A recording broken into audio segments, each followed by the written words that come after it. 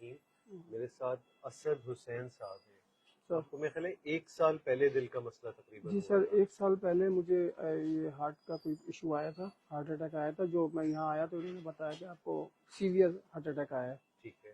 تو انہوں نے پھر کچھ میڈیسنز وغیرہ مجھے ریکمینڈ کی تھی, ظاہر ہے کچھ انہوں نے ٹریٹمنٹ کے لیے مجھ سے کہا تھا, وہ میں ذہنی ایکسیپٹ نہیں کیا, فالو نہیں کر اس پائے, کو فالو نہیں کر پایا. تو کہ جو دوائیاں بھی تھیں اور جو ایڈوائزز کی ایگزیکٹلی جو ڈاکٹر نے مجھے ایڈوائز دی دوبارہ مسئلہ آیا, وہ دوبارہ سے یہ ٹائم بائی ٹائم وہ مجھے. اب یہ جو دل کا مسئلہ ہے یہ بتانے کا مقصد ہے کہ ایک بار اگر آپ کو اٹیک کسی بھی درجے میں آ گیا ہے تو اب یہ مرض آپ کے ساتھ رہے گا.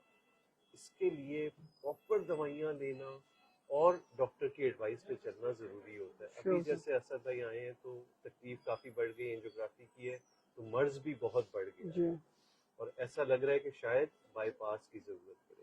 دوائیاں کیا کرتی ہیں, جو مرض ہوتا ہے اس کو جہاں ہوتا ہے اس کو روک دیتی ہیں. خیر ابھی ان کا ارادہ ہے کہ پراپر دوائیاں بھی اور علاج بھی, اور ابھی جوان ہے ماشاءاللہ, سب کچھ درست ہو جائیں گے. جی درست ہو جائیں گی چیزیں تو بالکل نارمل لائف ہو جائے گی انشاءاللہ سر, بس دوائیاں پراپر رکھنی ہیں. تو یہ سب کے لیے یہ واقعی بلنڈر ہوا ہے میرے ساتھ جو میں نے آپ بہتر کریں گے کہ آپ چلے واپس ہو گئے ہیں اب تو دوائی مستقل لیں اور ڈاکٹر کو فالو کرتے رہے تا حیات. بالکل کرنا ہے, یہ سب کچھ ہو جائے پھر بھی فالو کرنا ہے.